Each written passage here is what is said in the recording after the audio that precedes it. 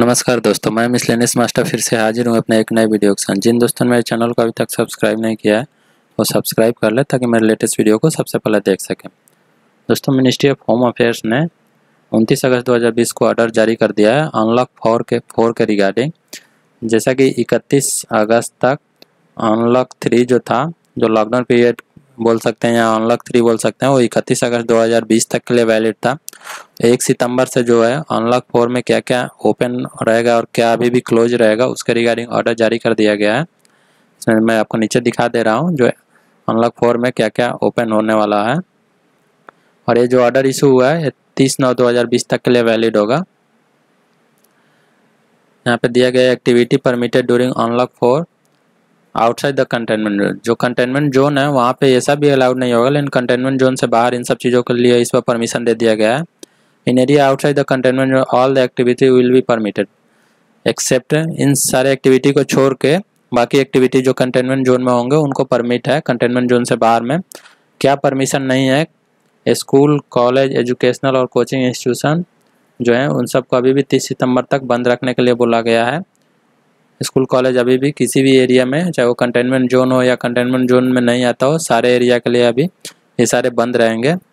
इसके अलावा ऑनलाइन और डिस्टेंस लर्निंग जो है वो चालू रहेंगे।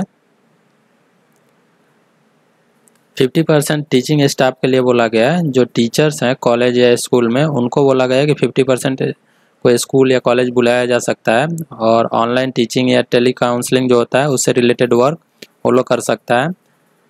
लेकिन ये जो परमिशन दिया गया है ये भी सिर्फ आउटसाइड जो कंटेनमेंट जोन है वहीं पे अलाउड होगा 50% स्टाफ के लिए भी। और ये जो लागू होगा वो 21 सितंबर 2020 से लागू होगा।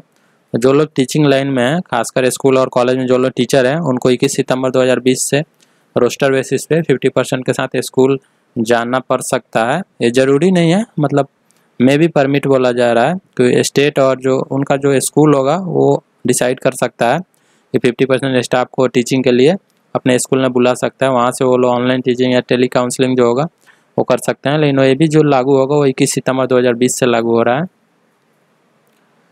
उसके अलावा जो स्टूडेंट हैं 9th से 12th क्लास तक के लिए उनको भी बोला गया है, जो कंटेनमेंट जोन से बाहर हैं और 9th से 12th के भी क्लास में हैं तो उनको भी बोला गया है कि वॉलेंटरी बेसिस पे वो स्कूल जा सकते हैं। टीचर से कोई यदि गाइडेंस चाहिए तो क्लासेज नहीं होगा, लेकिन जो टीचर यहाँ पे जैसा कि बोला गया है 50% टीचर को अटेंडेंस के लिए, तो वैसे ही स्टूडेंट भी जो 9th से 12th तक के लिए हैं वो गाइडेंस के लिए स्कूल जा सकते हैं।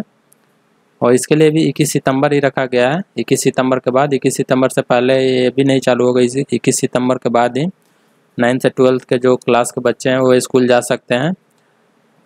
और ये भी सिर्फ लागू होगा कंटेनमेंट जोन से बाहर। कंटेनमेंट जोन के लिए ये अप्लीकेबल नहीं होगा। कंटेनमेंट जोन में 9th से 12th के बच्चों के लिए भी स्कूल नहीं खुलेंगे।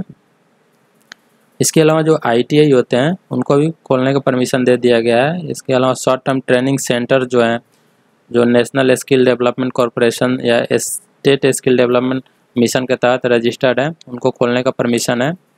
इसके अलावा national institute for entrepreneurship and small business development NIESBUD जो होते हैं उनको भी दे दिया गया है। ये सारे 21 सितंबर के बाद ही अप्लीकेबल होंगे, मतलब वो लोग अपना खोल सकता है।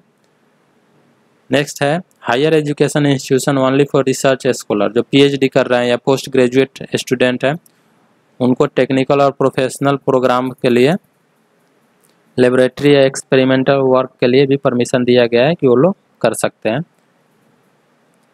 उसके अलावा सबसे इम्पोर्टेंट है मेट्रो रेल के लिए। मेट्रो रेल ओपन करने के लिए परमिशन मिल चुका है और ये 7 सितंबर जो होगा 7 सितंबर 2020 से स्टार्ट हो जाएगा। इसके लिए ministry of housing and urban affairs और मिनिस्ट्री ऑफ रेलवे के लिए जारी कर दिया गया है कि वो मेट्रो जो ट्रेन है, क्योंकि कुछ जगह पे मिनिस्ट्री ऑफ रेलवे जो है वो भी मेट्रो ट्रेन ऑपरेट करता है। जैसे जो बंगाल के लिए मेट्रो चलते हैं कोलकाता में, वो मिनिस्ट्री ऑफ रेलवे ऑपरेट करता है, तो कुछ जगह ministry of housing and urban affairs operate कर रहा है। तो इसलिए इन दोनों को मेट्रो के लिए भी अलाउ कर दिया गया है 7 सितंबर 2020 के बाद।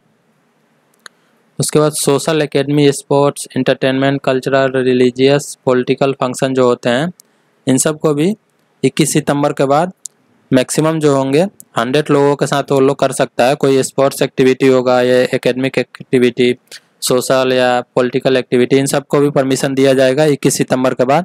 एंड जो मैक्सिमम स्ट्रेंथ डिसाइड किया गया है उसके लिए 100% ही डिसाइड किया गया है, 100 से ज़्यादा नहीं होना चाहिए जो भी आप फंक्शन ऑर्गेनाइज कर रहे हैं।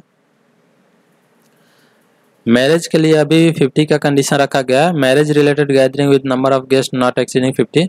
इसके लिए जैसा कि मैरिज के लिए पहले ही 50 लोगों के लिए था, और फ्यूनरल जो होते हैं उसके लिए अभी जो है 20 लोग ही रखा गया है। 50 और 20 का ही रखा गया है। मैरिज के लिए 20 और फ्यूनरल के लिए 20 लोग।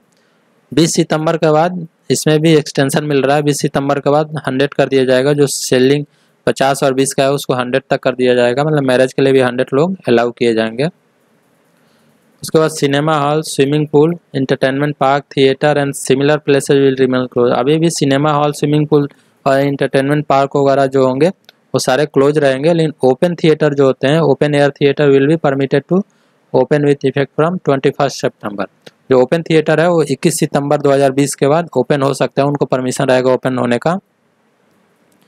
इंटरनेशनल एयर ट्रेवल जो होगा वो जो permitted by MH ministry of home affairs के तहत परमिशन के तहत ही इंटरनेशनल एयर ट्रेवल पैसेंजर होंगे।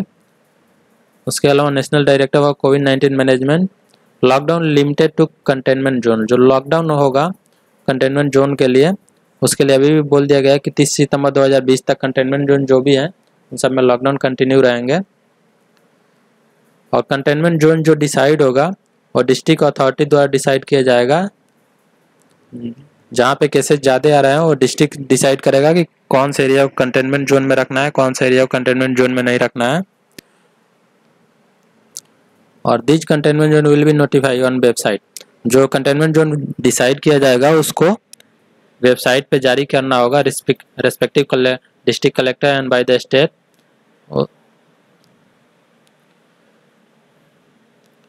नेक्स्ट है UT government, state UT government shall not impose any local lockdown या district sub division outside the containment without prior consultation with the central government. उसके बाद स्टेट गवर्नमेंट या जो UT government है उनको भी बोला गया है कि कंटेनमेंट जोन से बाहर भी कोई लॉकडाउन इम्पोज नहीं कर सकते बिना सेंट्रल गवर्नमेंट के परमिशन के। जब सेंट्रल गवर्नमेंट का परमिशन लेना होगा, अगर किसी स्टेट गवर्नमेंट को अपना लॉकडाउन करना है तो सिर्फ कंटेनमेंट जोन जो है वहीं पर लॉकडाउन हो, स्टेट गवर्नमेंट अपने अथॉरिटी से कर सकता है। बाकी जगहों के लिए उसको गवर्नमेंट से परमिशन लेना होगा सेंट्रल गवर्नमेंट से। उसके अलावा है no restriction on inter state and inter state movement. एक स्टेट से दूसरे स्टेट में जाने आने के लिए कोई रेस्ट्रिक्शन नहीं होगा।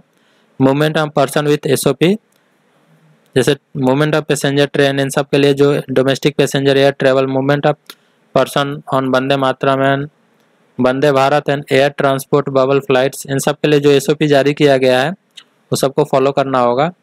प्रोटेक्शन ऑफ वल्नरेबल पर्सन, जो लोग एज ज़्यादा है, जिनका 65 ईयर से प्लस में है, या जिनको ऑलरेडी कोई बीमारी है, या प्रेग्नेंट लेडीज जो है, जो बच्चे हैं जो 10 साल से कम है, उन सबको एडवाइस दिया जा रहा है घर पे रहने के लिए जब तक कोई ज़रूरी ना हो, इसेंशियल और हेल्थ पर्पस के लिए वो बाहर है, अदरवाइज वो घर में रहें। अभी भी आरोग्य सेतु ऐप का यूज करने के लिए बोला जा रहा है अनलॉक 4 में भी। स्ट्रिक्ट इन्फोर्समेंट ऑफ गाइडलाइंस, बाकी ये जो गाइडलाइंस है सब स्टेट के लिए दिया गया है कि जो गाइडलाइंस इशू किया जा रहा है उसको फॉलो करने के लिए। पेनल प्रोविजन दिया गया है कि जो लोग इसको वायलेट करेंगे उनको क्या पनिशमेंट मिल सकता है। उसके बाद जो ज़रूरी है फेस कवरिंग के लिए अभी बोला गया है, फेस कवरिंग के लिए सोशल डिस्टेंसिंग में 2 गज की दूरी।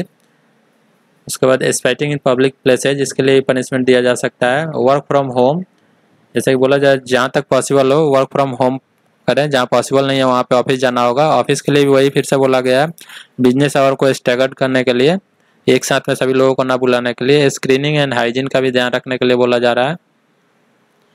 नेक्स्ट बोला जा रहा है फ्रीक्वेंट सैनिटाइजेशन के लिए, इंटायर वर्क प्लेस जो है कॉमन फैसिलिटी है जो मिल रहा है उन सबको सैनिटाइज करने के लिए। सोशल डिस्टेंसिंग फिर से इम्पॉर्टेंट है इसमें, सोशल डिस्टेंसिंग का भी, जो भी वर्क प्लेस है वहाँ सोशल डिस्टेंसिंग मेंटेन होना चाहिए। अगर जो लोग फॉलो नहीं कर रहे हैं तो उसके लिए क्या पनिशमेंट है वो सारे यहाँ पर पनिशमेंट दिए गए हैं।